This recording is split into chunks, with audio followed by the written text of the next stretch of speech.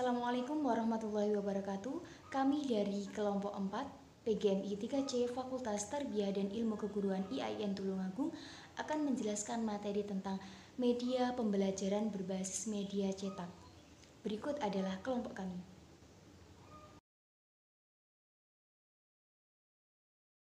Kenalkan, nama saya Venitia Eka Lukitasari, absen 5.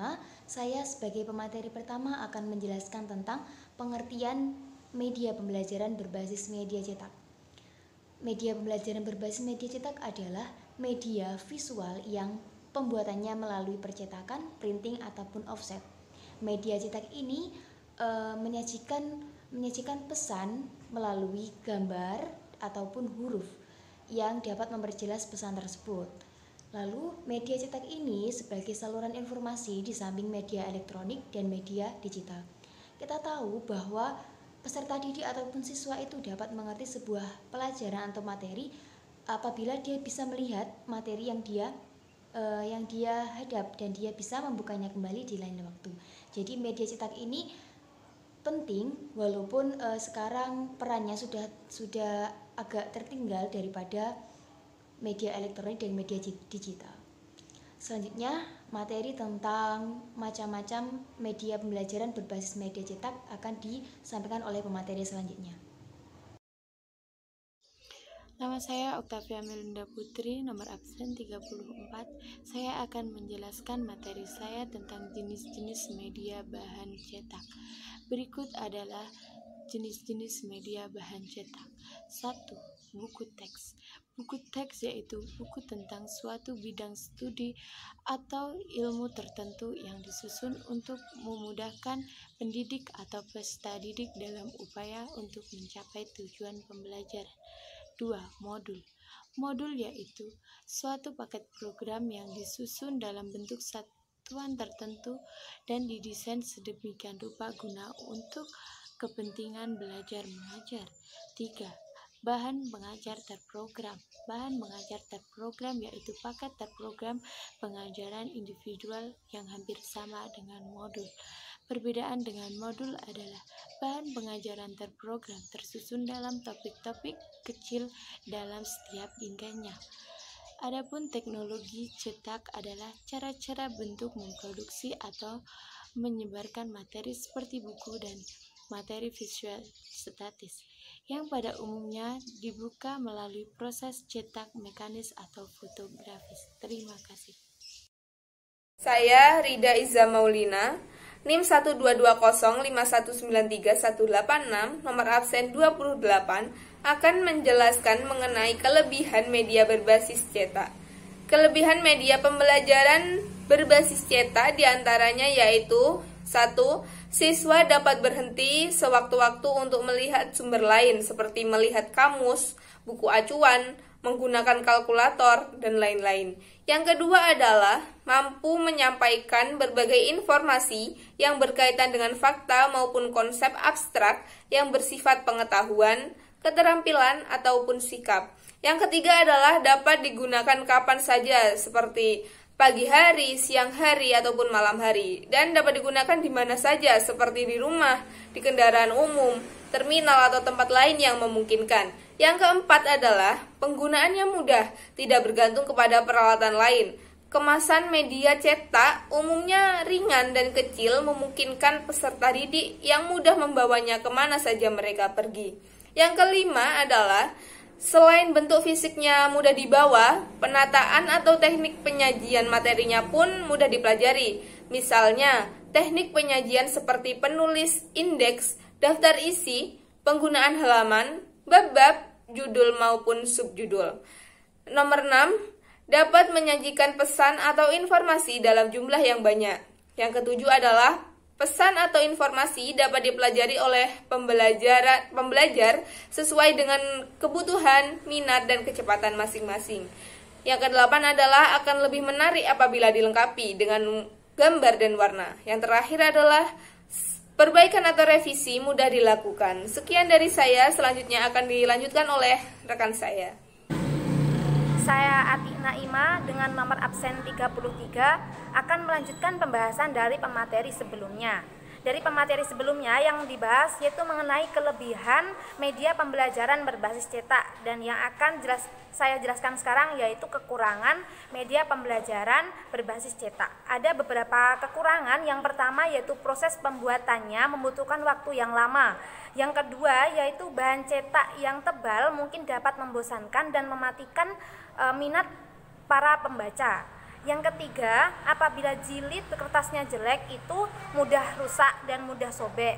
Yang keempat, mencetak gambar atau foto berwarna biasanya memerlukan biaya yang mahal.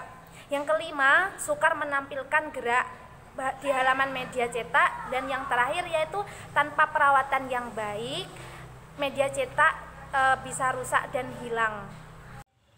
Saya Vera Melorenza, absen 4. Saya akan membacakan materi yang C. Cara pengembangan media pembelajaran berbasis media cetak.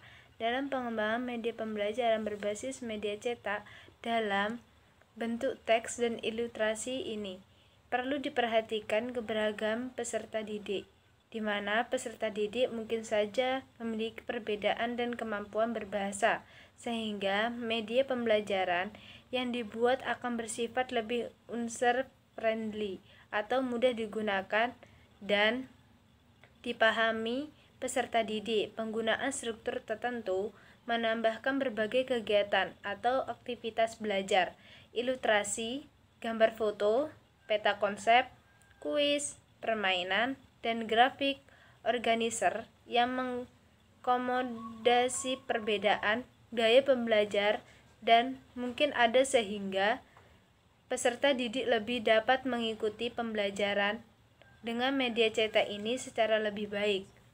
Materi pembelajaran berbasis cetak yang paling umum dikenal adalah buku teks, jurnal, makalah, dan lembaran lepas. Teks berbasis cetakan menuntut 6 elemen yang perlu diperhatikan pada saat merancang, yaitu konsistensi, format, organisasi, daya tarik, ukuran huruf, dan penggunaan spasi kosong. Warahmatullahi wabarakatuh. Di sini saya Munadifa, absen 45. Di sini saya akan menjelaskan tentang format, organisasi, daya tarik, ukuran huruf.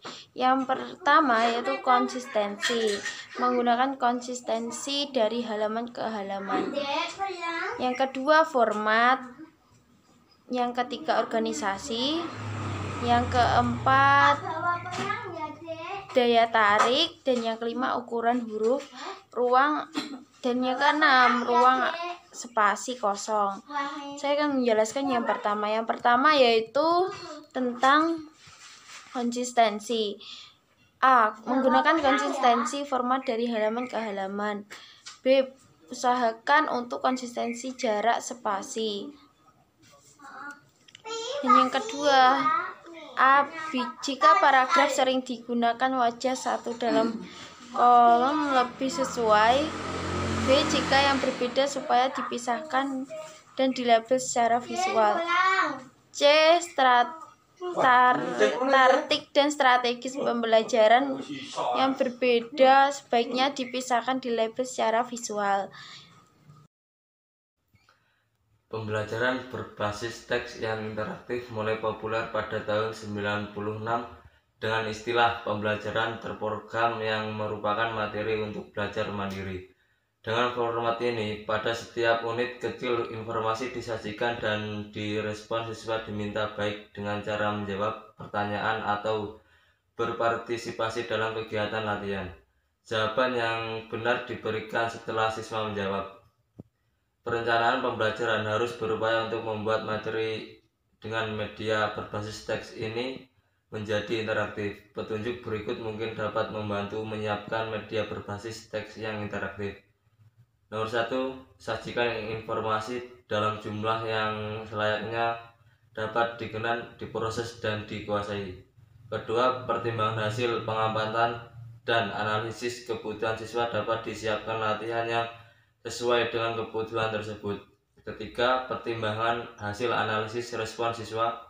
Keempat, siapkan kesempatan bagi siswa untuk dapat belajar sesuai kemampuan dan kecepatan mereka. Demikian tadi pembahasan tentang media pembelajaran berbasis media cetak. Semoga dari materi ini kita dapat bertambah ilmu dan wawasan kita, serta kita dapat merealisasikan dalam kehidupan sehari-hari. Saya, perwakilan dari kelompok 4 PGMI 3C Fakultas Tarbiyah dan Ilmu Keguruan IAIN Tulungagung, menyampaikan terima kasih kepada pemirsa, dan kami mohon maaf bila ada tutur kata yang kurang berkenan, dan kami mohon maaf bila ada kurang lebihnya. Wassalamualaikum warahmatullahi wabarakatuh.